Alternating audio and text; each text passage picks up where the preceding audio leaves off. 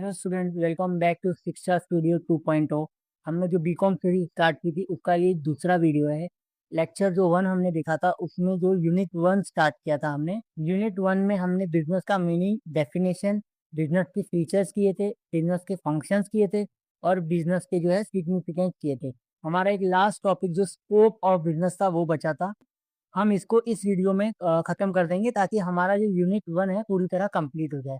चलो बिना time waste किए लेक्चर स्टार्ट करता हूँ। इससे पहले जो अपना लेक्चर वन है वो जाकर जरूर देख लेना। Scope of business, scope of business जो है, सबसे पहले इसमें दो पॉइंट आते हैं, इंडस्ट्री एंड कॉमर्स। ठीक है, ये शायद आपने ट्वेल्थ में भी सुना होगा, इंडस्ट्री एंड कॉमर्स। तो ये कराने से पहले मैं आपको एक थोड़ा सा फर्म यूटिलिटी का मीनिंग बता देता हूँ। ठीक है, firm utility meaning. Firm utility क्या होता है? जब भी किसी चीज को, ठीक है, जब भी किसी चीज को हम कोई फॉर्म या कोई शेप देते हैं, ठीक है, उसको शेप दे करके ज्यादा यूजफुल बनाते हैं, तो वो फॉर्म यूटिलिटी क्रिएट करता है। फॉर एग्जाम्पल, ये लकड़ी है, ठीक है। अब इस लकड़ी की जितनी वैल्यू है करंट, अगर हमने इसको चेयर में कन्वर्ट कर दिया और प्रॉपर एक चेयर बना दी, ठीक है, तो चेयर की वैल्यू जो है ज्यादा बढ़ गई। ठीक है, तो ये जो प्रोसेस है ना, इस प्रोसेस की वजह से फर्म यूटिलिटी क्रिएट हुआ। ठीक है, मतलब कोई ऐसी चीज जिसका फॉर्म या शेप चेंज करके उसको ज्यादा यूजफुल बना दिया हमने, उसी से फॉर्म यूटिलिटी क्रिएट हो जाती है, उसी को जो है फॉर्म यूटिलिटी बोलते हैं। तो जो फर्स्ट हमारा इंडस्ट्री था ना, इंडस्ट्री एक ऐसा पार्ट ऑफ बिजनेस है जो रॉ मटेरियल मतलब कच्चा माल, जो ये लकड़ी है, उसको फिनिश गुड में कन्वर्ट करता है, जैसे कि चेयर में, और उससे जो है फॉर्म यूटिलिटी क्रिएट होती है। तो इंडस्ट्री एक ऐसा पार्ट है बिजनेस का जो प्रोडक्शन और processing of goods and services में, दूध से चीज बनाना और व्हीट से ब्रेड बनाना, ठीक है, ये सारी चीज, आयरन से स्टील बनाना, ये सारी चीजें जो है इंडस्ट्री पार्ट में आ जाएंगी। इससे क्या हो रहा है, कुछ रॉ मटेरियल है, हम उसका शेप चेंज करके उसको जो है डील करता है। तो इसकी वजह से जो है ना फर्म यूटिलिटी क्रिएट होती है। ठीक है, मतलब जो इंडस्ट्री है ना वो रॉ मटेरियल को फिनिश गुड में कन्वर्ट करता है और इस प्रोसेस की वजह से जो है फर्म यूटिलिटी क्रिएट होती है। ठीक है, तो इंडस्ट्री समझ में आया। इंडस्ट्री वो है जो ज्यादातर प्रोडक्शन या जो मटेरियल के प्रोसेसिंग से लेके सारी चीजें हैं वो करता है। ठीक है, मतलब कच्चे माल से लेकर के पूरा फिनिश गुड तक बनाने के बीच में जो जो भी प्रोसेस होगा उसको इंडस्ट्री बोलेंगे। ठीक है, तो फॉर एग्जाम्पल, जैसे कॉटन से क्लॉथ बनाना, उसकी जो है वैल्यू क्रिएट कर रहे हैं, तो उसकी वजह से फॉर्म यूटिलिटी बन हमारी क्रिएट हो रही है। ठीक है, सबसे पहला आता है प्राइमरी इंडस्ट्री। प्राइमरी इंडस्ट्री जो है ना डायरेक्टली नेचर से जो है गुड्स निकालता है। समझ लो, एकदम सिंपली बता रहा हूँ। मतलब ये जो नेचुरल रिसोर्सेस है उससे अपने गुड्स बनाता है। ठीक है, ये पूरा जो है नेचुरल रिसोर्सेस पे डिपेंड रहता है। ठीक है, तो ये ऐसी इंडस्ट्री है जो नेचुरल प्रोडक्शन ऑफ गुड्स में इन्वॉल्व रहती है। For example agriculture, fishing.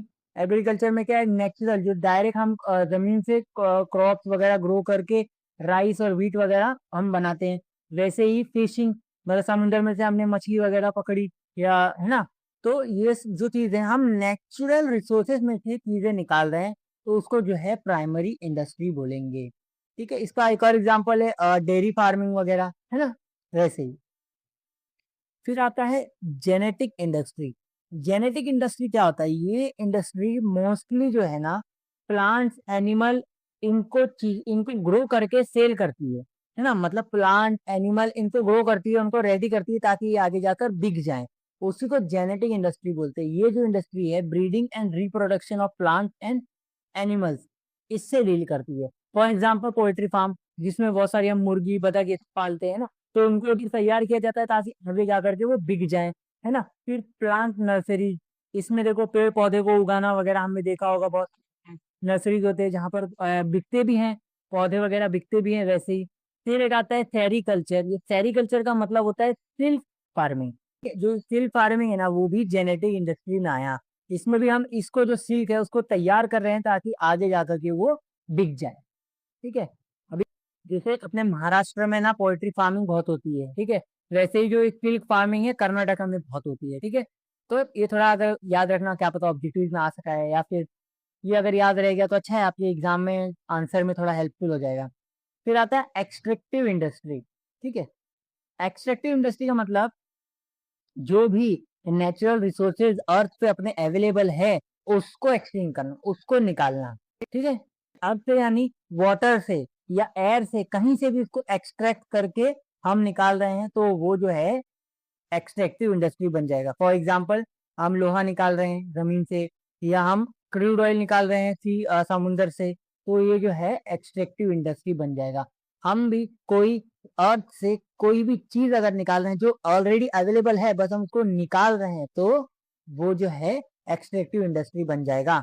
Jharkhand इसका फॉर एग्जाम्पल है, झारखंड में बहुत सारी माइनिंग होती है। ठीक है, तो एक्सट्रैक्टिव इंडस्ट्री का काम होता है कि नेचर के अंदर से वैल्यूएबल रिसोर्सेज को निकालना, सिंपली। ठीक है,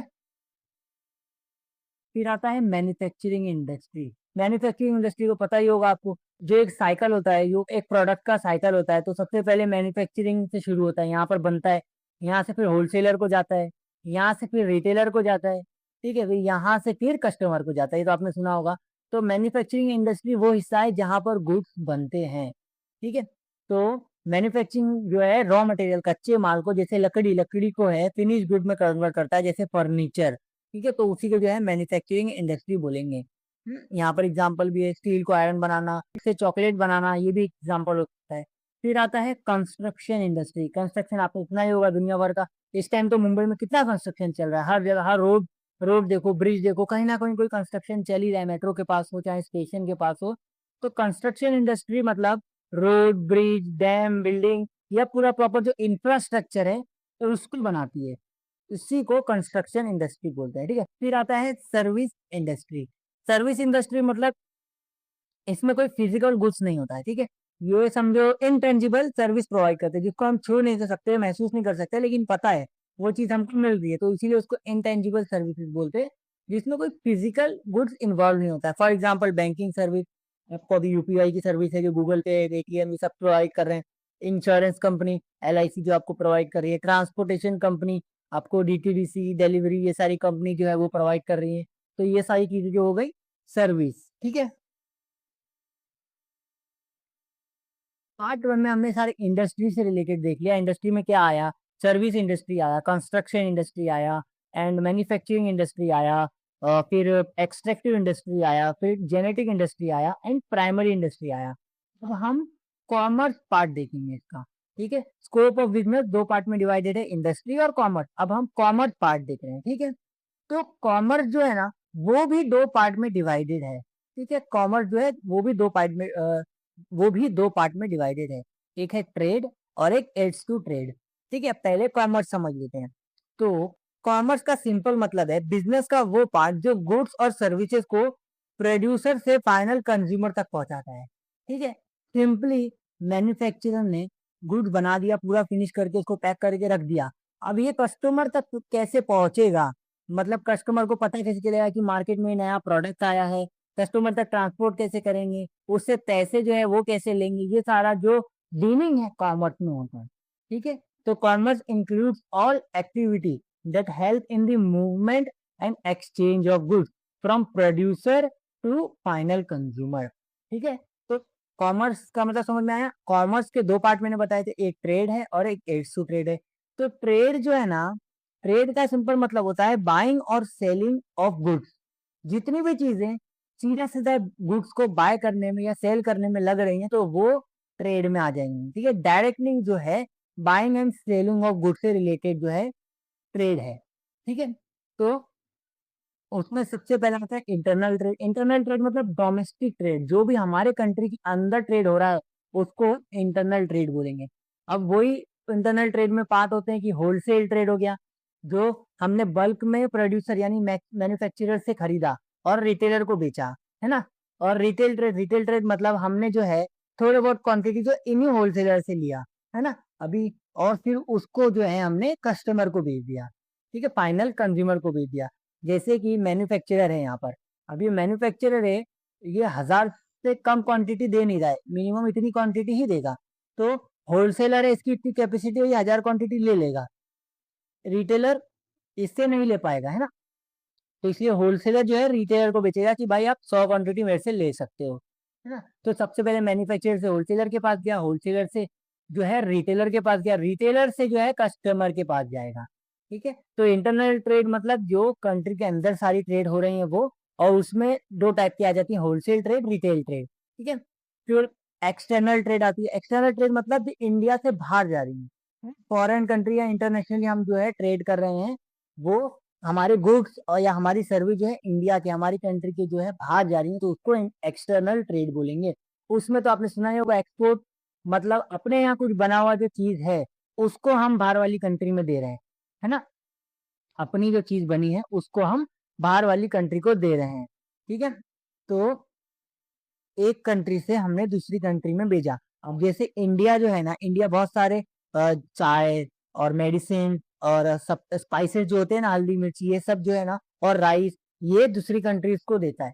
ठीक है, तो ये हो गया एक्सपोर्ट ट्रेड। फिर आता है इम्पोर्ट ट्रेड। अब कुछ ऐसी चीजें जो हम भी दूसरी कंट्री से लेते हैं तो उसको इम्पोर्ट बोलेंगे। मतलब दूसरी कंट्री से अपनी कंट्री में चीजें मंगाना, उसको इम्पोर्ट बोलेंगे। तो अभी इंडिया का एग्जाम्पल लूँ तो अपन लोग, तो आपने सुना ही होगा कि क्रूड ऑयल वगैरह जो जितने भी ऑयल्स है अपन बाहर वाली कंट्री से ही लेते हैं, है ना। कच्चा ऑयल जितना भी हम अपनी बाहर वाली कंट्री से ही लेते हैं, अपने यहाँ तो ही थोड़ी होता है वो। और एक और एग्जांपल, अपन चाइना से कितना इलेक्ट्रॉनिक प्रोडक्ट लेते हैं, तो उसको ही जो है इम्पोर्ट बोलेंगे। ठीक है, तो import means buying goods from foreign countries. Example, India importing electronic from China. फिर आता है एक टर्म एंटरपोर्ट। आपने इंपोर्ट और एक्सपोर्ट तो सुना होगा, लेकिन एंटरपोर्ट ये नहीं सुना होगा। इसमें क्या होता है, मान लो ये चाइना है, ठीक है, और ये है अपना इंडिया, हम्म, और ये है अपना समझो श्रीलंका। तो इंडिया क्या कर रहा है, चाइना से प्रोडक्ट ले रहा है, चाइना से प्रोडक्ट जो है इंपोर्ट किया है इंडिया ने। फिर इसी प्रोडक्ट को जो है प्राइस वगैरह बढ़ा के, पैकिंग चेंज करके, अपना नाम लगा के, इसने जो है जो श्रीलंका है, इसने जो है श्रीलंका को बेच दिया। मतलब जो इंपोर्ट करे हुए गुड्स थे वो श्रीलंका को बेच दिया। गुड्स किसके थे, चाइना के। चाइना से इंपोर्ट किसने किया, इंडिया ने। इंडिया ने किसको बेचा, श्रीलंका को। तो यही जो प्रोसेस है इसको एक एंटरपोर्ट बोलेंगे। ठीक है, एंटरपोर्ट बोलेंगे। मतलब goods are imported from one country and re exported to another country. हमने दूसरी कंट्री से लेके दूसरी कंट्री को बेचा, तो इसी को जो है एंटरपोर्ट बोलेंगे। ठीक है, फिर ट्रेड हमने देख लिया, जो गुड्स की बाइंग एंड सेलिंग से रिलेटेड डायरेक्टली था, वो जो था ट्रेड, उसको ट्रेड बोलते थे। अब आता है एड्स टू ट्रेड। मतलब जो कॉमर्स है, मैन्युफैक्चरिंग को देख लिया हमने, मैन्युफैक्चरिंग जो है गुड्स बनाता है, पूरा फिनिश गुड का उसका प्रोसेस जो है सारा मैन्युफैक्चरिंग में इन्वॉल्व होता है, मतलब सारा इंडस्ट्री में इन्वॉल्व होता है। फिर उसके बाद गुड्स का जो है प्रॉपर कस्टमर तक जो पहुंच जाए, वो सब देखना किसका काम है, कॉमर्स का। कॉमर्स में भी जो डायरेक्ट बाइंग एंड सेलिंग से रिलेटेड जो है उसको ट्रेड बोलते हैं।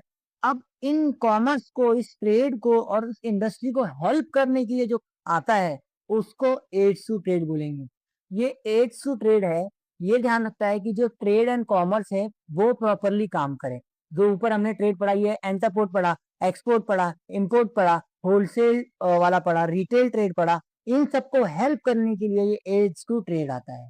ठीक है, अभी हमने इससे पहले एग्जांपल में देखा कि जो होलसेलर है वो 1000 गुड्स ले रहा है ना, 1000 बल्क में माल ले रहा है, क्योंकि ये तो एग्जांपल दिया है छोटा सा, वैसे तो लाखों लाखों मटेरियल होता है, तो इतना ले रहा है। अब इसको रखने के लिए, अब इसको जो है यहाँ से लाने के लिए कुछ तो लगेगा ना, गाड़ी, ट्रक, या फिर वो शिप से ला सकता है या कार्गो से ला सकता है, कुछ तो लगेगा ना। तो उसी को जो है ट्रांसपोर्ट बोलते हैं। अब इसने ले आया, मतलब इसका जो है इसने माल मंगा लिया, समझो इंडिया में मंगा लिया माल बाहर से, है। तो अब इसको रखने के लिए इसको गोडाउन चाहिए रहेगा, है ना, कुछ गोडाउन तो चाहिए रहेगा ना इसको रखने के लिए। तो इन्हीं चीज में जो है एड्स टू ट्रेड हेल्प करता है। तो हमने जो ये गुड्स मंगाया, अभी 1000 गुड्स को रखने के लिए हमें वेयर हाउसिंग की जरूरत पड़ेगी, और वो माल मंगाने के लिए ट्रांसपोर्ट की जरूरत पड़ेगी। ठीक है, तो warehousing store good until they are needed, it manages the time gap between production and consumption.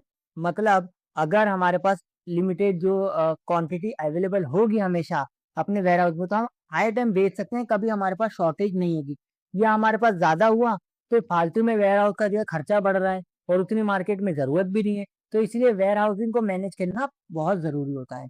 फिर ट्रांसपोर्ट जो है, move goods from the place of production to place of consumption. जो यहाँ पर गुड्स बना है, फैक्ट्री है, वहां से या जो होलसेलर है उसका जो अड्डा है, वहां से कस्टमर तक पहुंचाना जो है ट्रांसपोर्ट का काम होता है। फिर आता है कम्युनिकेशन। कम्युनिकेशन बहुत जरूरी है इन सबके बीच में। ये जो हमने मैन्युफैक्चरर ने होलसेलर से लिया, होलसेलर ने रिटेलर को दिया, रिटेलर ने कस्टमर को दिया, तो इन सब पे हेल्प करने में जो है कम्युनिकेशन काम बहुत जरूरी आएगा। फॉर एग्जाम्पल ईमेल पे हमने कोटेशन भेजा फॉरेन बायर को कि इतना इतना हमारे पास माल है, इतना पैसा लगेगा, फलाना फलाना, है ना। फिर आता है इंश्योरेंस। अब ये लाते लाते माल, जैसे हमने देखा था कि 100 जो हमारा गुड्स था वो कार्गो या शिप से हमारा आ रहा था, अब इसको बीच में कुछ हो गया तो क्या, तो कौन सी जिम्मेदारी लेगा, इतना खर्चा कहाँ से उठाएगा बेचारा ये होलसेलर। इसीलिए ये इसका जो है इंश्योरेंस लेगा। अभी आपको पता होगा जैसे कि यूएस और ईरान का वॉर चल रहा था, तो स्ट्रेट ऑफ हॉर्मुज से सारे शिप जो है रुक गए थे। तो उसमें सबसे बड़ा जो फायदा है, सबसे बड़ा जो प्रॉब्लम क्रिएट हुआ वो इंश्योरेंस का हुआ। इंश्योरेंस कंपनी डर गई कि भाई अब तो माल जाएगा, कोई भी शिप कभी भी ब्लास्ट हो सकता है, कुछ भी हो सकता है। तो इंश्योरेंस कंपनी डर गई, तो इसने अपना प्रीमियम है ना बहुत बढ़ा दिया। ठीक है, प्रीमियम बहुत बढ़ा दिया। ये इंश्योरेंस का ही काम होता है एड टू ट्रेड। अब जो स्ट्रेट ऑफ हॉर्मुज पे शिप जो फंसे थे, तो उनको थोड़ा एश्योरिटी था, थोड़ा टेंशन कम था कि भाई हमारा इंश्योरेंस करा हुआ है, कल को कुछ हो जाएगा तो हमारा लॉस जो है रिकवर हो जाएगा। ठीक है। फिर आती है बैंकिंग सर्विस। बैंकिंग सर्विस आपको पता ही है कि जो ये सारा ट्रांजेक्शन होगा, हमको हमने मैन्युफैक्चरर से माल खरीदा, होलसेलर ने, तो होलसेलर पैसा इसको जैसे देगा, जिस भी वे में देगा। होलसेलर से हमने रिटेलर को बेचा, फिर रिटेलर से हम कैसे पैसा लेंगे, रिटेलर ने कस्टमर को बेचा, फिर कस्टमर से हम कैसे पैसा लेंगे, है ना, किस चैनल के थ्रू लेंगे, यूपीआई, डेबिट कार्ड, या फिर डायरेक्ट जो वीजा होता है, और भी बहुत सारे जो पेमेंट गेटवे होते हैं उसके थ्रू हमने कैसे लेना है, वो सब हैंडल जो है बैंकिंग देखेगी। और अगर बिजनेस को लोन की जरूरत वगैरह हो गई तो भी बैंकिंग उसमें काम आएगा। ठीक है। फिर आता है एडवर्टाइजिंग। अब माल तो बना लिया, अब नया माल बनाया, नया प्रोडक्ट तुमने बनाया, वो पब्लिक को कैसे पता चलेगा, तो उसी में जो है एडवर्टाइजिंग काम आता है। ये जो है ब्रांड अवेयरनेस क्रिएट करता है, भाई मार्केट में हमारा प्रोडक्ट आ चुका है, या भाई हम नए ब्रांड हैं, हम मार्केट में आ चुके हैं, उसी को एडवर्टाइजमेंट बोलेंगे। ठीक है। फिर आता है सेल्समैनशिप। सेल्समैनशिप में क्या होता है कि जो पर्सन है, ठीक है, मतलब पर्सनल सेलिंग होती है, सिंपली पर्सनल सेलिंग होती है। तो एक पर्सन जो है कस्टमर को कन्विंस करता है कि, और उसको प्रोडक्ट की इंफॉर्मेशन देता है कि आप ये प्रोडक्ट खरीद लो। ठीक है, जैसे कार शोरूम में सेल्स पर्सन सारे फीचर्स बताता है कार के, फिर उसके बाद कस्टमर लेता है। अब शोरूम में सेल्स पर्सन नहीं होगा, सीधा कार होगी, उसको जो है पोस्टर लगे होंगे, उसमें सारे फीचर्स होंगे, प्राइस होगा, तो कोई इंटरेस्टेड नहीं होगा जल्दी। इसलिए सेल्स पर्सन मतलब एक फिजिकल पर्सन का होना बहुत जरूरी है, ताकि कस्टमर को वो एक्सप्लेन कर सके, कन्विंस कर सके। इससे जो है ह्यूमन इंटरेक्शन बढ़ेगा, तो ऑटोमेटिकली ही सेल्स बढ़ने का चांस हो सकता है। उसी को सेल्समैनशिप बोलेंगे। ठीक है। फिर आता है मर्चेंटाइल एजेंट। मर्चेंटाइल एजेंट मतलब जो मिडिल मैन होते हैं, मतलब बीच के इंटरमीडिएट होते हैं, बीच के मतलब बीच के आदमी होते हैं जो बायर और सेलर को कनेक्ट करते हैं। ठीक है, बायर और सेलर को कनेक्ट करते हैं, तो इसी को जो है मर्चेंटाइल एजेंट बोलते हैं। वो हेल्प करते हैं किसको कनेक्ट करने में, बायर और सेलर को। उनके पास गुड्स नहीं होता है, ठीक है, बट वो सिर्फ ट्रांजेक्शन में हेल्प करते हैं। मान के चलो ये मैन्युफैक्चरर है, ये होलसेलर है, इसको 1000 की रिक्वायरमेंट है, ठीक है, इसको 1000 माल की रिक्वायरमेंट है, इसके पास 1000 माल है। ठीक है, मतलब इन दोनों को एक दूसरे के बारे में पता ही नहीं। तो यहीं पर एक एजेंसी आती है, ठीक है, एक एजेंसी है, ऑनलाइन एजेंसी है। तो ये जो होलसेलर है यहाँ रिक्वेस्ट डालेगा, और ये जो है यहाँ डालेगा अपनी, तो इसको पता है कि इसके पास माल है, इसको लेना है, तो ये जो है इन दोनों को कनेक्ट करवा दे। इसी को जो है मर्चेंटाइल एजेंट्स बोलते हैं। ठीक है। फॉर एग्जाम्पल ये ब्रोकर भी हो सकते हैं, ऑप्शनर भी हो सकते हैं, या कमीशन एजेंट जो कमीशन से काम करते हो, तो उन्हीं को जो है मर्चेंटाइल एजेंट बोलते हैं। ठीक है। तो यहाँ पर जो हमारा है स्कोप ऑफ बिजनेस कंप्लीट होता है, जिसमें हमने कॉमर्स और इंडस्ट्री पढ़ा। ठीक है, बाकी जो लेक्चर 1 था उसमें हमने सारे पार्ट कवर कर लिए थे, इंक्लूडिंग सिग्निफिकेंस ऑफ बिजनेस। ठीक है, तो यहाँ पर जो हमारा यूनिट 1 है वो कंप्लीट होता है। तो यहाँ पर हमारा जो यूनिट 1 है वो कंप्लीट होता है। चैनल को सब्सक्राइब करो, वीडियो अच्छी लगी तो प्लीज लाइक करो, और डिस्क्रिप्शन में मैंने नोट का लिंक दे दिया है। मेरी जो वेबसाइट है उस पर रेगुलरली विजिट करते रहो, मैं वहाँ पर नोट्स, क्वेश्चन पेपर और एग्जाम अपडेट सारी चीजें वहाँ पर मैं डालते रहता हूँ। साथ ही साथ टेलीग्राम चैनल को भी ज्वाइन कर लो, तो वहाँ पर भी सारे अपडेट आते रहते हैं, ठीक है। अगर वीडियो अच्छी लगी तो प्लीज कमेंट करो। मैंने ये सीरीज स्टार्ट की जिसमें मैं फुल लेंथ वीडियो डालूंगा, सारा यूनिट कवर करवाऊंगा, कोई रिवीजन लेक्चर नहीं, प्रॉपर तरीके से आपको एक्सप्लेन करूंगा, ठीक है। आपको कुछ नहीं समझा तो मुझे कमेंट करके जरूर बताएं, ठीक है। और ये मैं खूबसूरती से आपके लिए नोट बनाता हूँ, तो इस पे फीडबैक मुझे जरूर दें, ठीक है। मैंने आपके लिए ऐसी तरीके से नोट बनाए हैं, अच्छे एकदम colourful free of cost note बनाए, तो इसको जो है आप प्लीज फीडबैक मुझे जरूर दें, ठीक है। थैंक यू फॉर वॉचिंग, मिलते हैं नेक्स्ट वीडियो में।